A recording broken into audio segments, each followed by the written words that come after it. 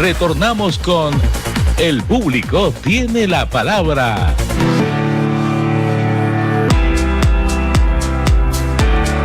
La entrevista. Bien, ya estamos con nuestro invitado especial del día de hoy, el congresista Alberto Quintanilla, de Nuevo Perú, para que nos comente la situación política por lo que está pasando en nuestro país, pero también que nos comente del Congreso la posición de Nuevo Perú respecto a muchos temas importantes que ellos han planteado desde allí y de lo que está pasando en este momento. Muy buenos días, congresista. Muy buenos días, en especial a los oyentes de Eco Radio, y gracias por la entrevista, a tus órdenes. Muchas gracias por estar aquí con nosotros. Congresista, usted estuvo en la comisión Lavajato. Dentro de esa comisión usted tenía muchos planteamientos que lo veía. Ese balance, por ejemplo, de esa comisión, ¿tiene sus resultados ahora? Bueno, yo quiero empezar señalando que yo pertenezco a la bancada de Nuevo Perú. En ese entonces, cuando se conformó la comisión Lavajato y que la presidía Víctor Albrecht y después la señora Rosa Bartra, la congresista Rosa Bartra, no nos permitieron a nosotros tener presencia formal. Hemos asistido a varias reuniones porque es la facultad y la libertad que tenemos los congresistas. Ahora, el resultado, yo creo que es un resultado que, si bien tiene bastante información respecto a presuntos hechos delictivos, tiene un sesgo muy delicado, es de que no ve las responsabilidades que tiene presuntamente la señora Keiko Fujimori ni Alan García. O sea, es un informe sesgado, y eso le quita bastante seriedad al informe, que pudo ser un buen informe, tiene buena información, han tenido buen tiempo, han tenido una cantidad de recursos disponibles que le hubiese permitido hacer un informe bueno, pero al ser sesgado le quita bastante el mérito. Ustedes están planteando la necesidad de ir a una reforma de la Constitución. ¿Ese es el planteamiento de Nuevo Perú, de su bancada? Ese es un tema, sí, planteamos eso, pero eso es en cuestión de la Lavajato, tiene que ver indirectamente. Porque nosotros creemos que uno de los problemas que tiene el Perú en la actualidad es la modalidad de contratación. La modalidad de contratación en el sector público y el privado. Y es una modalidad de contratación en la cual, cuando se hace una obra, ejemplo hipotético, este edificio, y se calcula que vale 100 millones de soles, de nuevos soles, o de soles, finalmente debería en un concurso transparente ganar el que ofrezca menos, hacerlo por 90 millones, gana, se adjudica, y el costo final de la obra puede variar entre 10% para arriba o por abajo por algún imprevisto. ¿Qué es lo que dice pero la en ley? la modalidad actual, eso decía la ley, pero ahora permite una modalidad por la cual el precio final lo determina a propuesta del concesionario, el constructor, y dice no vale 100, sino vale 500. ¿Y quién tiene que aprobarlo? Lo tiene que aprobar un supervisor, que generalmente es también por concurso, parte de ellos, y lo tiene que aceptar un funcionario concedente. Entonces se multiplican las obras. La interoceánica, que costaba inicialmente 920 millones de dólares, está terminando costando 4.300 millones. El gasoducto, que se dijo que iba a costar 1.400, si es que se concretiza, costaría más o menos 7.000 millones. Y así hay una serie de obras que por esa modalidad perversa, se va en contra del interés nacional. Nosotros creemos que el Estado tiene que recuperar esa función, la contralora y la planificadora, pero a su vez también poner parámetros de contratación más transparentes y que se han aplicado y se aplican en algunos sectores en el Perú, solo que esta modalidad perversa de la valoración a propuesta hace que se multipliquen las famosas adendas. Las famosas adendas, ¿no? Entonces, se encuentran que en esta obra, en este edificio hipotético que valía inicialmente 100 millones, encontraron que en el tercer piso tienen que ponerle un baño más. Entonces hacen una adenda y por ese baño más no aumentan, una cuestión prudente, sino aprovechan para decir ya no vale 100 millones, sino vale 300 millones. En esa misma línea de los contratos, he podido leer un tanto el tema de las famosas APP, ¿no? Recursos del Estado y no fondos privados. Pero ahí también se le da demasiado carta abierta a los privados para que ellos hagan todo, o sea. Mire, Las asociaciones público-privadas, como las obras por impuestos, son buenas, pero la modalidad que se aplica en el Perú es perversa. ¿Por qué? En la reconstrucción del fenómeno del Niño en todo Piura y en el norte del país, por ejemplo en el río Paita, Río Piura, debe haber, digamos, unas 20 obras que tienen que hacerse, diques, represas, defensas ribereñas, etcétera.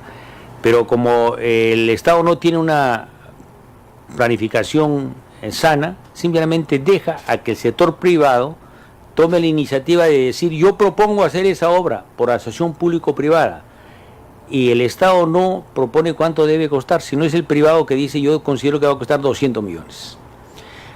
Se le adjudica, y el privado va a escoger lo más fácil, que tenga menos problemas y lo más rentable para él, pero no necesariamente va a escoger la obra más importante y prioritaria por la cual debe empezarse, que puede ser una defensa ribereña en cabecera del río, sino va a ser las obras por las cuales sea más conveniente. Esa ausencia lleva a esta modalidad de APPs perversa. Esta modalidad concreta, porque las acciones público-privadas sanamente concebidas, muy bien. Obra por impuestos sanamente concebidos, muy bien. Pero si va aparejada a una modalidad de contratación donde ya el Estado no tiene la facultad de planificar, la función controladora es débil, y esa modalidad de contratación perversa va a hacer que un par de adendas y lo que vale 100 termine costando 900, 1.000 millones, y se multiplica así en perjuicio del país. Usted es congresista por Puno. Yo soy congresista por Puno, sí. Por Puno. En esa línea, usted como congresista ha de haber presentado una serie de proyectos para su región.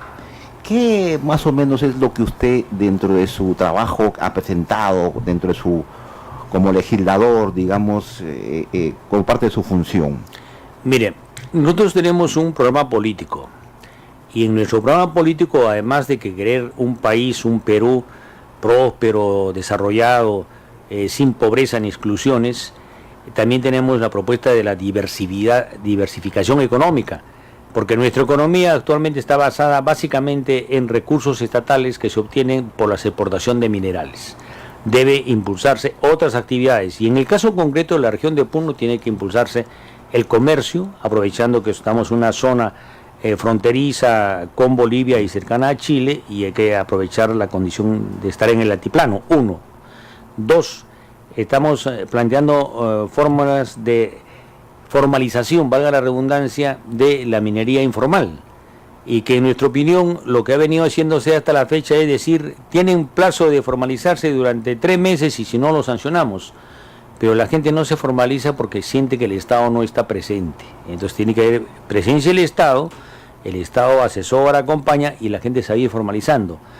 Y lo otro que es más importante, en Puno y en el país la actividad agropecuaria es una actividad importante, bastante descuidada, o sea, no se le da la atención, porque la actividad agropecuaria en relación a otras actividades generalmente es menos rentable, más lenta en innovación, y hay que darle un trato preferencial. Todos los países, empezando de los Estados Unidos y los países europeos capitalistas, tienen un trato preferente, claro, a su agricultura. Y subsidian su agricultura. Subsidian su agricultura. Pero acá eso es mala palabra. Eso es mala palabra. Entonces eso tiene que cambiar. Entonces nosotros hemos presentado proyectos en torno a este problema del fomentar el comercio y la integración en el sur.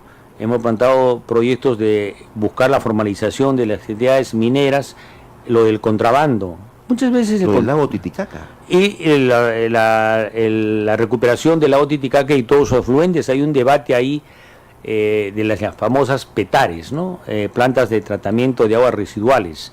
En el 2010 había 10 municipios que estaban trabajando paralelamente en cada uno en su jurisdicción para imponer plantas de tratamiento para que no se contamine o se contamine menos el lago Titicaca.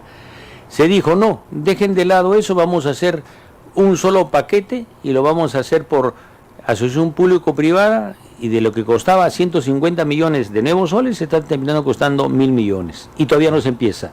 Y de 2010 estamos ya 19, han pasado 9 años, y eso no tiene ningún criterio de racionalidad. Y eso es porque están esperando que haya una empresa que les proponga, y como el Estado no tiene la iniciativa de ordenar cuáles de las 10 PETARES es más prioritaria, sino todas son por iguales, y quien va a decidir qué obra hacer es el privado y no el Estado, no tenemos todavía solución al problema. Bastante tiempo, 10 años es bastante. Pero para... no solo 10 años, 30 diría yo, porque desde que se comenzó a contaminar, están ahí, hay unos debates eternos en Puno, si el proyecto de los japoneses JICA o el proyecto de los alemanes a través de la KfW u otras iniciativas que se van discutiendo y no se determina. Pero no hay voluntad política de hacerlo, y el gobierno central, a pesar de que el gobierno de Peruano por el Cambio con Pedro Pablo Kuczynski dijo que una de sus actividades iba a ser prioritaria, era la de saneamiento. La revolución del agua. La revolución del agua. No camina. No existe nada de eso. Entonces yo creo que hay una ausencia del Estado. Por eso nosotros planteamos que la Constitución debe incluir la planificación. La actual Constitución, la vigente de 1993, no tiene una sola mención a la palabra planificación. Y eso, en cualquier economía, privada, pública, familiar, para comprarme una bicicleta en mi familia, tenemos que decidir, vamos a comprar, nos va a costar 500 soles, tenemos que pagarlo en 10 meses y tenemos que ahorrar un poco cada mes para pagar la bicicleta. Y tomamos una decisión planificada.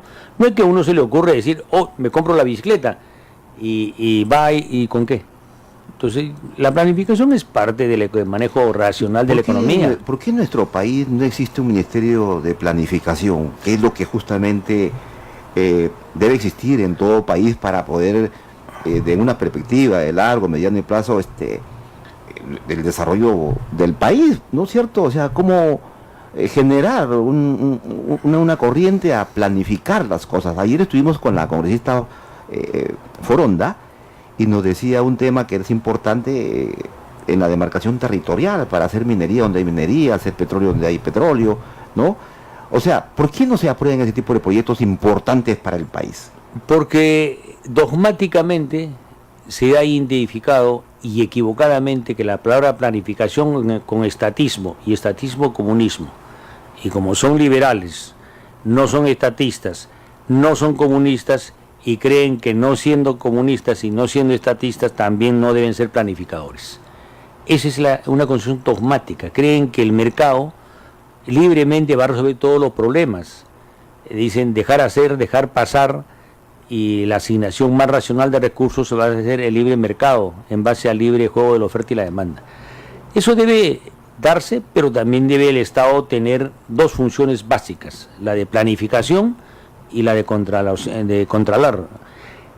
En la reconstrucción del norte que le mencionaba antes, le aseguro que dentro de un año vamos a tener protestas porque no se ha avanzado en la reconstrucción, y vamos a tener escándalos de corrupción porque lo poco que se haya hecho va a terminar con actos corruptos. Sí, o sea, estaban manifestando, salió en algunos medios que solamente se ha gastado el 5% en la reconstrucción.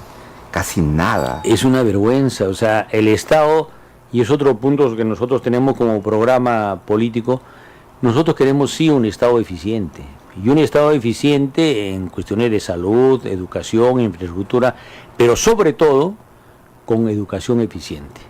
No hay ningún país del mundo, ninguno, cualquier orientación política que sea, que no ha salido y progresado si no le ha dedicado especialmente sus preocupaciones a mejorar la calidad de la educación. Hay países que no tienen recursos, pero por la educación y por la institucionalidad, como Suiza, como los escandinavos, son potencias económicas mundiales. Japón, que no tiene petróleo, tiene refinerías. Japón, que territorialmente es mucho más chico que el Perú, tiene una alta densidad, no tiene recursos y sin embargo una potencia tecnológica, y creo que el Perú debe también hacer algo. En este momento de crispación política que ha habido en los últimos años, la izquierda está jugando un papel preponderante, digamos, en la cuestión de fiscalización, en las propuestas, pero hay algo que siempre se escucha y todavía no hay esa concatenación de que la izquierda vaya a un grupo sólido. ¿Por qué crees que no se da eso? Mira, Yo creo que la deficiencia central, la falla central de la izquierda es la poca voluntad de unirnos. La política es diálogo, intercambio de opiniones, búsqueda de acuerdos y consensos e implementación. No, yo no tengo que empezar con usted, no tengo que pensar igual que usted para podernos hacer algo en forma conjunta, pero tenemos que acuerdos en lo mínimo, y la izquierda peruana tiene una vocación de no unirse. Usted observe, en toda América del Sur, empiece de Uruguay, Argentina, Chile, en todos los lugares, Brasil, Venezuela, ahora México, la izquierda ha llegado en sus distintos matices a ser gobierno, menos en el Perú y Colombia. Y aquí en el Perú, porque comenzamos a dialogar y decimos, ya somos más o menos afines, ya somos dos, ya podemos dividirnos. En lugar de decir, ya somos dos, podemos ir sumando a 3, a 4 y realmente tener una voluntad unitaria.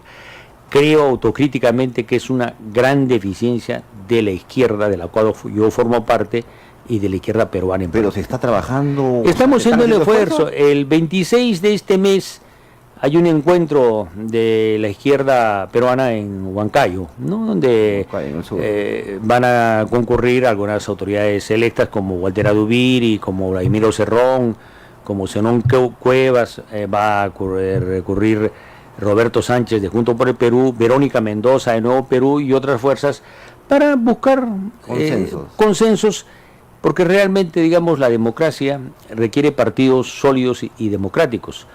Yo no me alegra las divisiones en la derecha ni en las crisis y desgracias de los partidos como Fuerza Popular.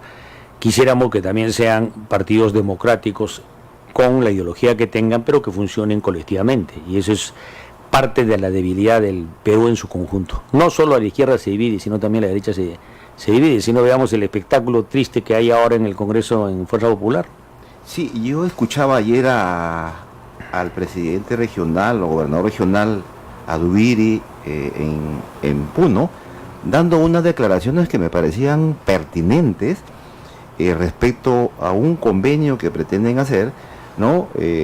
Moquegua, Puno y parece Arequipa, respecto a una conversación que han tenido con el presidente Evo Morales, y hasta hay un financiamiento para poder tener gas barato. ¿Usted está también apoyando? Yo sí estoy al tanto de eso y estoy de acuerdo, pero digamos hay que precisar algunas cosas que tienen que ser superadas. Un convenio de importar gas de Bolivia tiene necesariamente que tener aceptación y aprobación del gobierno central. Entonces eso queda primero claro. Segundo lugar, el gas y los combustibles son más baratos en Bolivia, porque no pagan o pagan mucho menos impuestos que nosotros. O sea, cuando se traiga gas no va a haber el precio que tienen actualmente en Bolivia, sino va a tener que pagar los impuestos nuestros, porque es un criterio de justicia. O sea, no va a decir combustible de Bolivia no paga impuestos y el combustible del Perú sí paga impuestos.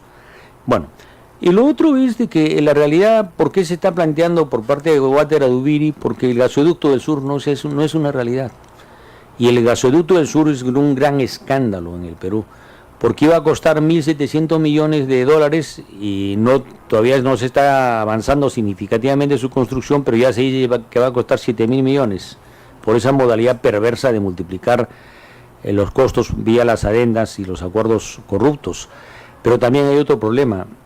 Para construir el gasoducto tenemos que tener una cantidad de reservas destinada a ese gasoducto. El Perú tiene 14 trillones de pies cúbicos de gas en reservas probadas. La mitad están vendidos a México y Nueva California a un precio vil, baratísimo, mucho más barato que pagamos internamente aquí. Y otros 5 trillones están destinados al gasoducto que viene de Camisea con el gas de Salima. Entonces solo quedan 2. Entonces no va a haber la voluntad de hacerlo porque el Estado no ha encontrado que se garantice 5 trillones para hacer una inversión de ese tipo.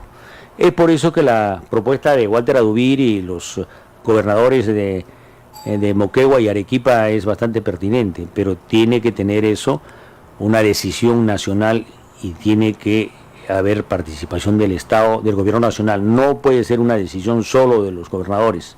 Hay que empatar una voluntad y ahí hay que quitarnos muchos prejuicios, ¿no? O sea, no me junto con Evo porque Evo es cercano a Maduro. No, la economía ahora debe llevarnos a una integración sana, ¿no? Claro, ¿no?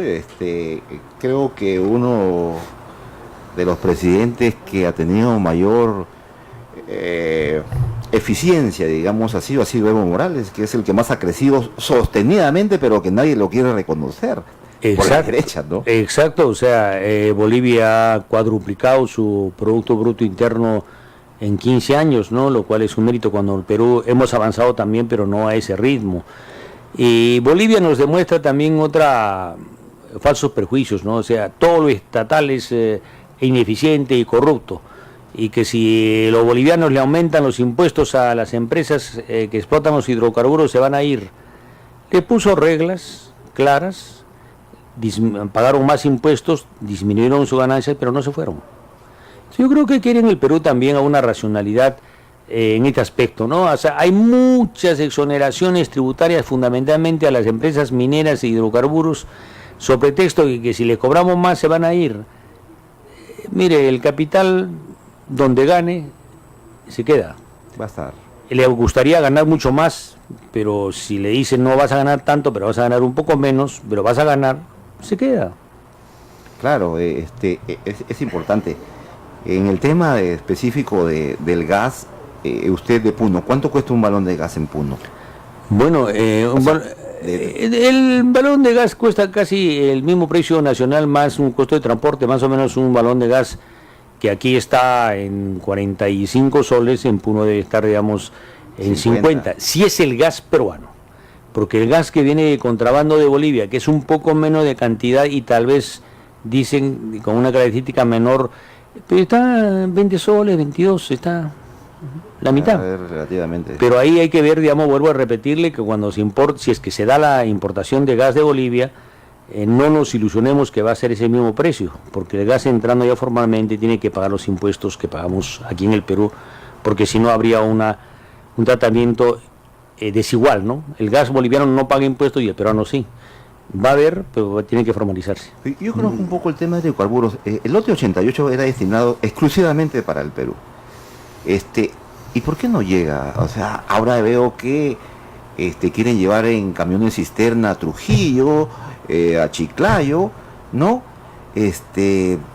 No le encuentro una cuestión lógica. Que la construcción de un gasoducto, o sea, llevar por tubos, por tubería el gas, es una gran inversión. Claro, es muy caro. Y yo le decía que para construir un gasoducto tiene que haber por lo menos unos 5 trillones para que de un lapso de 20 años pueda abastecer, digamos, una gran demanda. La garantía. Mientras no haya esa cantidad de reservas, no se justifica la construcción de un gasoducto, y hay formas alternativas, ¿no?, de llevarlo por, como dicen, gasoductos virtuales, llevarlo por cisternas, por carros, porque ciertamente, digamos, no se puede construir. Hubiésemos querido que el Perú tuviera gasoducto por todo lado, pero no es así. Claro, la tubería es muy cara para poderla llevar y lo que consume la población es mínimo. Mire, no. Más o menos del 100% de gas que se trae a Lima o en un gasoducto, el 5% debe ser consumo vehicular y el otro 5% consumo domiciliario. El 90% tiene que ser consumo industrial o consumo para producir energía. La energía es menos rentable y menos conveniente, pero también un uso que se le puede dar. Si no hay eso, si el gasoducto del sur no va acompañado de la construcción de una petroquímica en Hilo, en Islay, o en Arequipa o en Moquegua, nosotros quisiéramos que fuera en Puno. Para mi propuesta de un desarrollo más integral debería ser en el altiplano, ¿no?, en Juliaca, en Puno, para que también desde ahí irradie. Pero en fin, es un debate ya que podemos dar. Pero tiene que haber la voluntad de construir una planta petroquímica. Ok, regresamos a nuestra situación política. Hoy se ha anunciado la renuncia del presidente del Congreso a Fuerza Popular. ¿Usted cree que se va a recomponer el Congreso? ¿Hay esa posibilidad? Bueno, ya la renuncia la ha anunciado y está publicado en los medios de comunicación y se ha difundido por los medios radiales y televisivos que Salaverry renunciaría. Era insostenible ciertamente la presencia, la permanencia en Fuerza Popular, porque Fuerza Popular, creo que el principal defecto que ellos tienen es que creen que la política es imposición de las decisiones por la fuerza. La política no puede ser imposición de la fuerza por más mayoría que uno sea. Tiene que ser diálogo, acuerdos, desacuerdos, pero finalmente alternativas viables. Y eso no se ha producido. Entonces, lamentablemente, digamos, esta descomposición y este temor que tiene Fuerza Popular de que sus principales líderes se vean cada vez más involucrados en supuestos hechos de corrupción los lleva a buscar paralizar las investigaciones, y en el caso concreto del Congreso lo utilizan como un mecanismo para impedir las investigaciones o retrasarlas, ¿no? Pero lo otro que estoy viendo, y ustedes, por ejemplo, ¿por qué como congresistas no hacen las denuncias públicas, claras, por ejemplo, las exoneraciones a las mineras, petroleras, también, por ejemplo, que se exoneró a los casinos, a los tragamonedas, perdiendo los municipios más de 500 millones? Nosotros hemos sistemáticamente denunciado y hemos hecho 3 propuestas de presupuestos alternativos, el fin del 16, fin del 17 y fin del 18. Mire, el presupuesto nacional de la República son 157.000 millones. Más o menos el Perú tiene 17.000 millones en exoneraciones tributarias, la 10ª parte. Tiene otros 17.000 millones, más o menos por ahí, otra 10ª parte, en adeudos tributarios que no se cobran. Y otros 16.000 millones en litigios. Más o menos estamos hablando casi 50.000, casi la tercera parte del presupuesto nacional de un año que está por un manejo que no transparente, ¿no? Y eso debe revisarse ciertamente. O sea, las exoneraciones a los casinos no solo es un problema de que no es una actividad prioritaria, sino que también vía estos impuestos debe irse a disuadir el funcionamiento de estas actividades que muchas veces fomentan patologías como la ludopatía, ¿no? O sea, digamos, yo preferiría que se diga, los casinos funcionan 8 horas diarias máximo, entre las 6 de la tarde y las 2 de la mañana, no las 24 horas del día. No se puede dar carta libre sobre pretexto de libre mercado. Como congresista de la República, ya que estás allí ahorita en ese monstruo que ha sido cuestionado, tú como congresista, ¿qué podrías decirle al pueblo que te escucha por Eco Radio? ¿Cómo mejorar las situaciones así concretas de como congresista lo que has vivido? O sea, bueno, yo creo que habría que mejorar el funcionamiento del Congreso, hacerlo más democrático, más transparente y más predecible, ¿no? O sea, dejar de lado la imposición, el autoritarismo y el atropello y el abuso. Eso en cuanto al funcionamiento del Congreso. Y en segundo lugar, exijámosles a los políticos propuestas de solución a los problemas. Los políticos somos una actividad necesaria, pero nuestra existencia se justifica siempre y cuando planteemos soluciones que sean viables. Entonces yo no puedo, desde mi punto de vista dogmático, decir todos debemos ser iguales, expropiémosles a todo el mundo y repartamos la riqueza por igual. No es así. Como tampoco pueden decir nada de planificación y todo el mercado libre, tampoco es así. Busquemos soluciones intermedias, hagamos economías planificadas, respetemos el libre mercado y busquemos mecanismos de redistribución, y eso implica la reforma del sistema político y la reforma económica de la Constitución. Y todo que vaya orientado al pueblo, porque para eso son elegidos. Mire, la actividad de la política tiene que ser colectiva y en función de la sociedad. Es eminentemente colectiva, no puede haber esa práctica de que yo pongo tantos millones y soy candidato y obtengo, ahí tenemos los Mamani, ¿no? Moisés Mamani, cuando le hemos escuchado 2 propuestas de la solución al problema más mínimo, nada. O como la señora Keiko Fujimori, tampoco le escuchamos propuestas de solución al problema, lo único es esta traba, etcétera. Y a diferencia de su hermano, que su hermano siquiera le agrega la aspiración de que su padre salga libre, ella ni siquiera levanta eso. Bien, hemos estado con el congresista Alberto Quintanilla, de Nuevo Perú, conversando con nosotros de los temas referidos a Puno. Muchas gracias por estar con nosotros y siempre los micro de Ecoradio y el público tiene la palabra, para que usted pueda estar siempre dándonos información y conjugando alguna información para poder informar al pueblo. Bueno, gracias por la entrevista, un saludo a todos los oyentes de Ecoradio en el programa El público tiene la palabra. El público tiene la palabra y estoy siempre a sus órdenes. Muchas gracias. Feliz año y que este año 19 avancemos a construir un Perú mejor, sin exclusiones ni explotación. Muchas gracias. Esto fue El Público tiene la palabra, la noticia puntual y objetiva, comentada y analizada desde los diversos ángulos para que el oyente siempre sepa la verdad.